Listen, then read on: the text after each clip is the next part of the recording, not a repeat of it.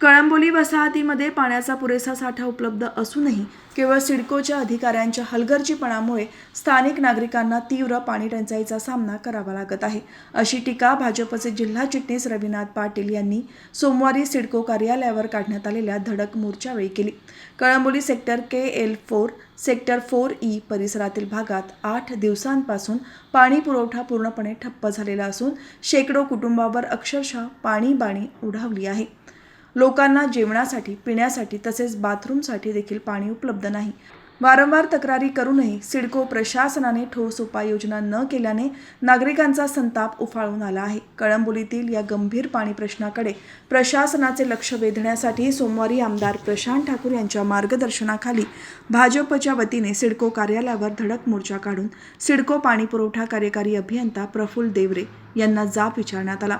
यावेळी उपमहापौर प्रमिला पाटील यांनी ठणकावून सांगितले, कळंबोलीतील नागरिकांना पिण्यायोग्य पाणी मिळालेच पाहिजे आणि तो त्यांचा हक्क आहे। या संदर्भात पनवेल महापालिका सिडको अधिकाऱ्यांसोबत बैठक घेऊन कळंबोलीतील नागरिकांना मुबलक पाणी मिळावे यासाठी प्रयत्न करण्यात येईल। जोपर्यंत पाणी पुरवठा सुरू होत नाही तोपर्यंत पर्यायी व्यवस्था तेथील नागरिकांना पिण्यायोग्य पाण्याच्या टँकरची सोय करण्याच्या सूचना दिल्या। स्त्री शक्ती फाउंडेशनच्या संस्थापिका अध्यक्षा विजया कदम यांनी सिडकोच्या पाणी पुरवठा अभियंता प्रफुल्ल देवरे यांना जाब विचारत चांगलेच धारेवर धरत आक्रमक भूमिका घेतली। 8 दिवसांपासून KL4 मध्ये पाणी नाही तरी प्रशासन झोपेत आहे का? आज पाणी पुरवठा सुरू झाला नाही तर शेकडो महिलांच्या उपस्थितीत इथेच ठिय्या आंदोलन करण्यात येईल असा इशारा दिला।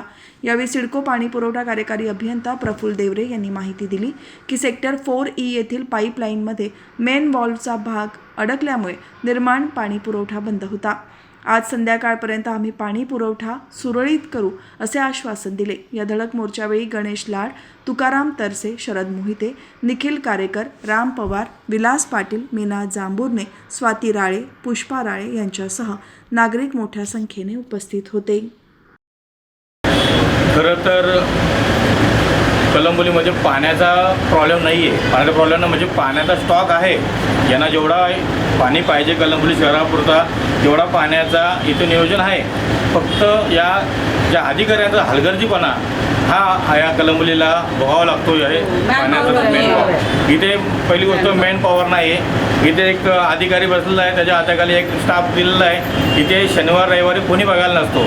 त्या टायमाला इमर्जन्सी पाणी गेलं तर त्या टायमाला नागरिकांची वणवण होते की जायचं कोणाकडं, हा मोठा कळंबोलीचा विषय आहे। दुसरी गोष्ट, या कळंबोली शहरामध्ये ज्या ठिकाणी जे अधिकारी वर्ग, या जे कॉन्ट्रॅक्टर असतील, जे मेंटेनन्सवाले, या लोकांचं काम आहे काही ठिकाणी कचरा अडकला आहे का अडकला आहे, जेव्हा वेळ पडतो त्या टायमाला ते जाऊन ते चेक करणार, तोपर्यंत नागरिकांनी वणवण फिरत राहायचं।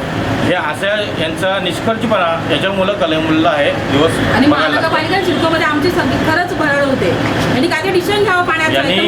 यांनी पहिल्यांदा नियोजन व्यवस्थित करायला पाहिजे। ज्या सोसायटीला पाणी जात नाही तिथे लाईनचा काय प्रॉब्लेम असेल तर तो ज्या वेळेला नागरिकांना जेव्हा कधी समजतो 8 दिवस पाणी आलं नाही तर नागरिक व्यस्त होतात, त्या टायमाला नागरिक इथे येऊन मोर्चा करतात। पण ज्या वेळेला पाणी चालू असतो त्यावेळेला नियोजन करण्याचा विषय असतो, त्या टायमाला हे अधिकारी लोक लक्ष देत नाही आणि जेव्हा वेळ पडते त्या टायमाला नागरिक आणि ते दोन्ही एकत्र भांडणं होतात। याच्यातला दोषी हा यांचा जो स्टाफ आणि मॅनेजमेंट, यांचा कुठेच मॅनेजमेंट व्यवस्थित बसत नाही। 8 दिवसाला कळंबोलीमध्ये प्रॉब्लेम येतो। याच्यावर तोडगा आम्ही आज पनवेल महानगरपालिकेच्या उपमहापौर या आधी तर त्यांना मी जाणून बुजून घेऊन आलो की नागरिकांच्या समस्या काय असतात। तुम्ही एक महिला उपमहापौर आहात, हे तुम्हाला जाणून घ्यायचे आहेत आणि उपमहापौर म्हणून तुम्हाला आता सभागृहात या विषयावर भांडायचं आपल्याला। नागरिकांचा पहिला प्राधान्य आपल्या लोकनेते आमचे रामशेठ ठाकूर असतील, आमदार साहेब असतील, आमचे सर्व वरिष्ठ नेते असतील, यांचं पहिला प्राधान्य असतो की जरी आम्ही सत्तेमध्ये असलो तरीसुद्धा आमच्या नागरिकांवर जर कधी वेळ आली तर त्यांच्या पाठी खंबीरपणे उभे राहण्याचं काम हे आम्ही नक्कीच करत असतो। आम्ही सत्तेत असो किंवा नसो पण आमचं काम हे नागरिकांपर्यंत सुविधा पोहोचवणे। त्याच्यामुळं आम्ही हे महापौर उपमहापौर आलेले आहेत आणि आम्ही आता त्या अधिकाऱ्यांशी चर्चा झाली आमची। अधिकारी वर्ग आता कामाला लागलेला आहे। आम्हाला वाटतं की जास्तीत जास्त त्यांनी आम्हाला पुन्हा मोर्चा काढणे, असे इथे येऊन बसवणे या असल्या गोष्टी न करता त्यांनी त्या कामावर भर द्यावा आणि नागरिकांपर्यंत पाण्याची व्यवस्था।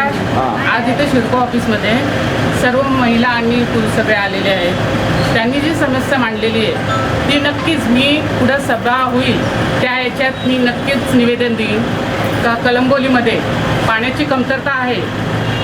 पाणी कमी दाबाने येतो आहे, पण ते सगळं अधिकाऱ्यांच्या हलगर्जीपणाचं आहे. ते नीट लक्ष देत नाही. इथे जर लक्ष दिला तर जनतेला भरपूर पाणी मिळेल. नमस्कार. आज खरं सर्वसामान्य जनतेचा जो कळंबोलीमध्ये उद्रेक बघायला भेटतोय त्याला कारणीभूत आहे आपली सिडकोचे अधिकारी आणि कर्मचारी. आज सर्वप्रथम मला सांगायला असं वाटतं की आज आपल्यासोबत ह्या आंदोलनामध्ये उपमहापौर मॅडम आणि भाजपचे पदाधिकारी हे सर्वांच्या समवेत आपण हा मोर्चा काढलेला. पण लोकांचा असाही प्रश्न असेल की आज सत्ताधारी असताना मोर्चा कशाला. पण मी प्रामाणिकपणे या गोष्टीचं उत्तर देईल की आज सत्ता असतानाही मोर्चा काढण्याची वेळ यासाठी येते जर हेच नियोजनबद्ध काम सिडकोच्या अधिकाऱ्यांनी त्यांच्या खुर्चीमध्ये बसून जर जनतेला न्याय दिला तर ही वेळ येणार नाही मोर्चा काढण्याची. आज मी 15 दिवस बघते आज आमच्या सर्वसामान्य जनतेचे हाल होत आहेत तरीसुद्धा अधिकारी त्यांच्या खुर्चीमध्ये बसून फक्त मजा बघत होते.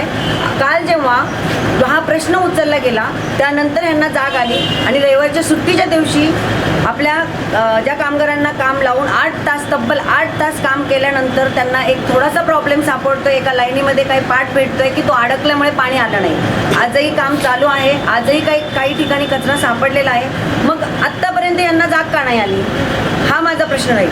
आत्तापर्यंत हे काम करू शकत होते. म्हणजे इथे आपल्याला चूक कोणाची दिसते सिडकोच्या अधिकाऱ्यांची आणि कर्मचाऱ्यांची. माझा फक्त शेवट त्यांना विनंती राहील का आपण फक्त त्या तुमच्या खुर्चीला न्याय द्या. तुम्ही वेळोवेळी जे नियोजन करताय ना त्या नियोजनामध्ये सुधारणा करा.